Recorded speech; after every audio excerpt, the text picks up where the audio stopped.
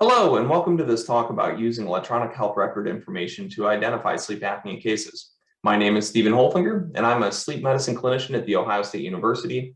I wish I could be there in Rome with you today, but if you do have any questions, feel free to reach out to me. My contact information will be at the end. I only work for Ohio State. I don't have any conflicts of interest to disclose. So I want to start broadly with the current state of screening in sleep apnea because it's not very clear. It's well known that treatment of sleep apnea can be beneficial and that it's often underdiagnosed, with an estimated 80% of Americans undiagnosed. However, most people would argue that a symptomatic patient should undergo a sleep study. Now, if you're asymptomatic, it's unclear what you should do. Now, about 5 years ago, the United States Preventative Service Task Force recommended against screening asymptomatic patients, mostly due to lack of evidence at the time. The AASM at the time also quickly responded, recommending screening for those at high risk for sleep apnea. But the fact is, evidence is lacking, which definitively shows that there is a measurable benefit of screening patients overall, especially when including the asymptomatic patients in a community setting. It's also hard to define exactly what high risk for sleep apnea is or what the cutoff should be. Now, the problem isn't a lack of effort or lack of validated questionnaires. There's lots of options. I listed a few of the most common ones here. However, you'll see that they all have a recurring theme or problem. They require you to collect data from the patient, either asking them questions such as if they snore or stop breathing, or measuring neck circumference during a physical exam. I'll put an asterisk next to the last one because there is a symptomless version of the MVAP, and we'll come back to that later. Now, when you think about a patient in the medical record, it creates a digital portrait of them, just based on snippets of information, but only these bits and pieces of data don't truly represent the person as a whole. It can be difficult to predict disease based on that. Now, back in 2016, Massachusetts General Hospital and MIT used a machine learning model dubbed SLIM to compare the efficacy of models derived from symptoms and what they call extractable data, meaning other variables you might find in the medical record. They used age, sex, BMI, and the patient's medical history, which makes a lot of sense because we know there's a high prevalence of sleep apnea and diseases such as hypertension, obesity, stroke, heart failure. However, if applying this model in practice, using CPT codes from the electronic medical record presents their own problems because it may not be a truly accurate, or they may have been put in incorrectly. So when we set to create a model, we wanted to see if the most routinely collected data alone could predict sleep apnea. We included BMI and race in the studies, partly because I think that they are going to be available. The BMI is regularly documented in the medical record in the United States, partly because the joint statement from the American Association of Clinical Endocrinologists and the American College of Endocrinology guidelines recommended screening annually. In addition, the American Medical Association recommended annual measurements be included in the merit-based incentive programming, meaning that Medicare payments may be linked to updating the BMI yearly as well. Now, for race and ethnicity, we only had sufficient data to analyze broad groups of patients, so we were limited to groups just being white, Black, Asian, and other. So then there'd be enough in the sample size for the models to create things. Now, we leveraged Ohio State's involvement in the international consortium known as SAGIC, the Sleep Apnea Global Interdisciplinary Consortium, which is a group of researchers from around the world whose mission is to perform deep phenotyping and genotyping of patients with sleep apnea. You've probably heard other talks from this group today. The SAGIC group retrospectively collected data of over 17,000 patients when it was first formed, and you can see that they also got a prospective data set of an additional 1,600 or so patients. Now, we decided to split the retrospectively collected data into a training set comprising of about 60% of the patients randomly selected, and then the validation set using the other 40%. The prospective collected data we used then just for model validation. Because we wanted to validate the models in the community setting as well, we requested data from the Sleep Heart Health Study, and about 5,600 patients had the data needed for analysis. When we compare the different data sets that we use, there's a few important points to make. First, the prevalence of moderate sleep apnea was much higher in the SAGIC clinical data sets compared to the community data set, which is to be expected because this was data from sleep clinics. The prevalence of moderate sleep apnea was about 53%, compared to about 21% in the Sleep Heart Health Study. Second, there was a wide discrepancy in the percentage of Asian patients between the data sets. So compared to the training set, there were many more in the SAGIC prospectively collected data, with about 43% of the patients being Asian. But in the Sleep Heart heart health study, when we requested the data, there were so few Asians that they couldn't give us the specific information for each, and they had to be grouped in the other categories so they could remain anonymous. Now, when we try to create models with these two data sets, we started with a logistic regression model. And this is where we try to use the symptomless multivariable apnea prediction index, and we recreated it, adding to the gender, BMI, and age index, well, the variables that were originally included, and we added race to it. We wanted to do that so we would have a fair comparison to the other machine learning models we were about to create.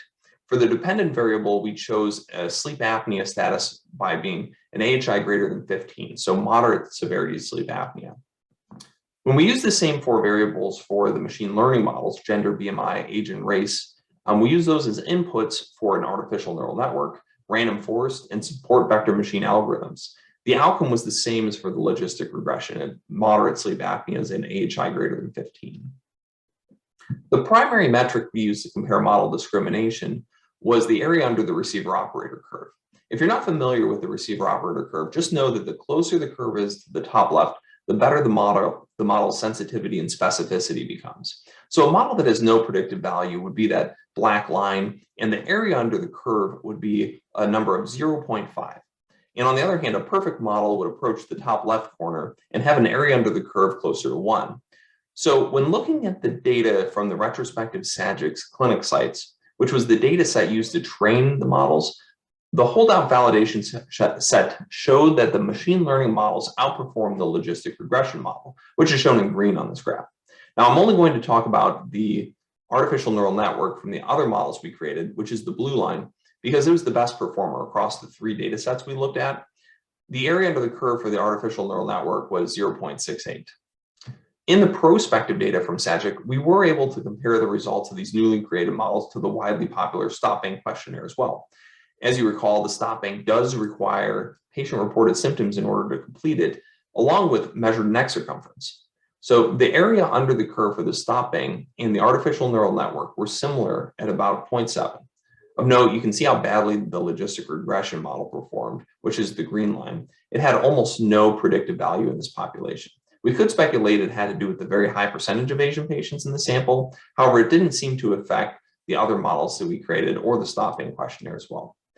When looking at the community data set, again, the STOP-BANG and the artificial neural network had similar area under the curves at about 0.72.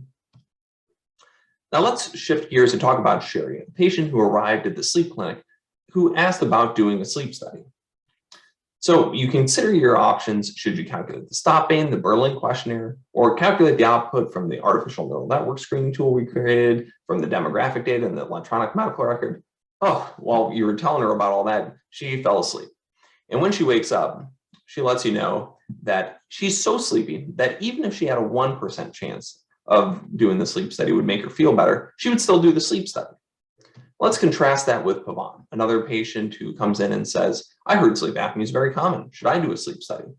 But then on second thought, he says, you know, my sleep's fantastic. I don't like the idea of a CPAP machine. Even if you told me my risk was 50% or so right now, I still wouldn't do a sleep study because it doesn't seem like it's going to benefit me that much. Let's say that the medical record has the artificial neural network baked into it, and it gives you the output of 0.35. Well, what does this mean? What does 0.35 mean? Does it mean they have a 35% chance of having sleep apnea? To answer that question, this is where model calibration is important. So the correlation between the true probability of having disease and the model predictions can be shown on a calibration curve. To create calibration curves, we group the model output by decile. So when the lowest 10% of the model outputs were put in the first decile, it might include those with predicted values of 0 to 0.11 or so. On the y-axis, the fraction positive is the percentage of patients that actually have the disease in that decile group. So for example, let's say the sixth decile happens to include outputs between 0.5 and 0.6 with a mean predicted value output of 0.54. Of all these patients, let's say 7 out of 10 actually had moderate sleep apnea. The fraction positive would be 0.7. On the calibration curve, you'd plot that at 0.54 on the mean predicted value, with 0.7 being the fraction positive. And you can see that this lands above this white line. The white line shows a prediction tool with perfectly accurate calibration. So you'd say that this model is underpredicting the true fraction of positives in that group. In our study, let's first look at how the stop bank performed on the calibration curve. Because the stop bank does not output a value of 0 to 1, instead we converted the numerical score to a fraction. For example, a score of 4 out of 8 would have a 50% predicted probability of sleep apnea. The true fraction of positives is those, or for those, with each score is shown. On the left side, you can see the stop bank scores from the SAGIC sleep clinic sites in the black numbers. In this data set, the stop bank underestimated disease prevalence except at the highest values, where the disease prevalence was above 80%. When you compare this to the data from Francis Chung's CHEST article from 2016, shown in the red numbers, you'll see that the stop bank similarly underestimated disease prevalence when used in a sleep clinic in that article. Now, they didn't have a general population sample analyzed there, but we did use the same approach in the sleep heart health study to see how the stop bank performed on the right side. When using the stop bank in the general population, this shows that the true fraction of positives at each number is significantly less than the predicted probability.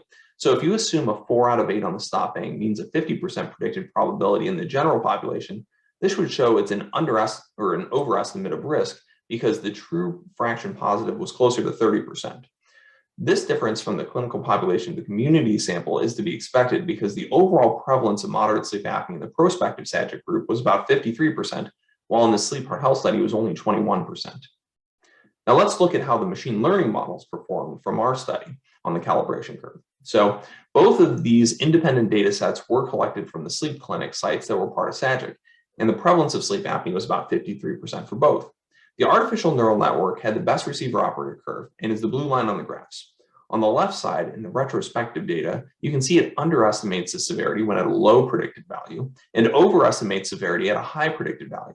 So while it's not easy to see in the prospective data on the right side, it had a similar issue of underestimating at a low predicted value and overestimating at high predicted values. This behavior means it's overly extreme in its prediction, and the next steps could be to recalibrate the model so it's less extreme. However, when you look at the model calibration curves in the community setting, you can see they suffer from the same underestimation issue that the stop bank did, except it was even worse. Therefore, calibrating the artificial neural network to be less extreme wouldn't fix the issue if you applied this model in a community setting. Instead of interpreting the model output as a percentage of patients with sleep apnea, another approach would be to choose a cutoff where at above the cutoff it's positive and below it would be negative. This could be chosen anywhere along the receiver operator curve. For the machine learning models, we set the cutoff at 0.5. And for the stopping, we use the common cutoff of 3 or above as being positive.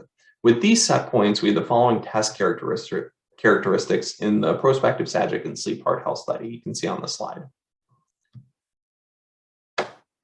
Let's say that we used the artificial neural network for both patients and had that output of 0.35, like we said.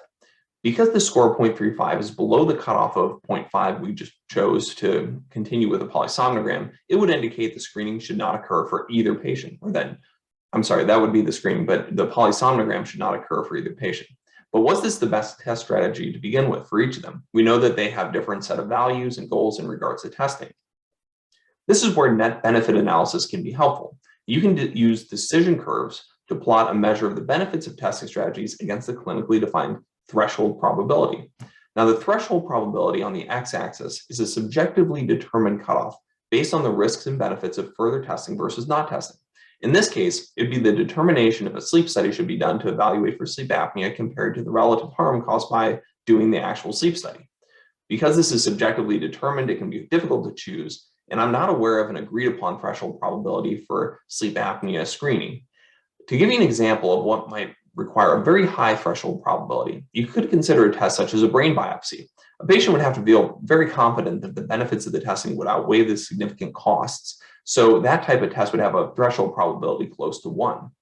The equation I'm going to show here is how to define the net benefit with varying threshold probabilities.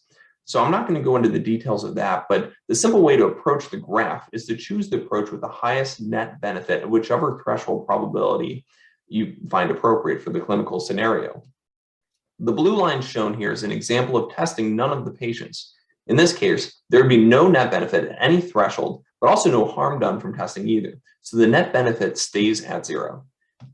The dashed orange line shown would be a strategy where you test all patients with a disease prevalence of 50%. If there's no harm in testing, meaning the threshold probability is 0, then the net benefit would be 0.5 because half the patients would be identified. If there's a 50% threshold probability, that would mean that the benefits equal the harms, and testing down on everybody would be a wash because the number of true positives and false positives would be negative. So that's where it crosses 0. If the prevalence was only 30% of the population, you can see that the testing all strategy is only beneficial at lower threshold probabilities because the harms from false positives would occur more often. If an additional screening test is done or considered here, and it never crosses or has the highest threshold probability or the highest net benefit at any threshold probability, then it's a test that should just never be used clinically because testing all or nobody would be a better strategy. On the other hand, if a test does have the highest one, you just consider which threshold probabilities is it the highest. So in this example for the green line, you'd see that at threshold probabilities ranging from 30 to 70% or 75%, that would be the best test to do. Now let's look at the decision curves from our data. The machine learning tools had the greatest net benefit for threshold probabilities from 37 to 63% in the retrospective SAGIC validation sample. In the prospective data set, the net benefit was highest for the stopping from threshold probabilities of 26 to 50%, and the machine learning models had the higher net benefit from 51 to 64%. Now for the sleep heart health study, the stopping had the highest net benefit for threshold probabilities from 16 to 29%, while the neural network had the highest net benefit from 6 to 15%. Let's get back to our cases, which was the best strategy for each of them. If we start with Sherry, she said even if she had a 1% chance she would do the testing, we should use the prospective SAGIC decision curve because she was seen in a sleep clinic rather than the general population. Her threshold probability of 1% on the curve would show that the testing strategy of all patients being tested is a better choice for her if that's the threshold probability used. So we should not use the artificial neural network model, and she should have just undergone a sleep study. On the other hand, Pavan had a 50% threshold probability. When plotted on the same decision curve, he would end up at the intersection between the stopping and the artificial neural network being the best choice. Now, because we did use the artificial neural network and we know that it had an output of 0.35, then because it's below the threshold of 0.5, he should not do the testing. So you can see that in both of these patients' clinical scenarios, they had a similar output from the artificial neural network, but using their own personal goals and beliefs of what would be best for them, they ended up with different results. So I want to say thank you to everyone in the SAGIC group, especially those integral to this paper, and my co-author Melanie Lyons and mentor Ulysses McGowan. And thank you all for your attention. Please feel free to reach out to me with any questions or feedback. My email address is listed there. Have a great conference, everyone.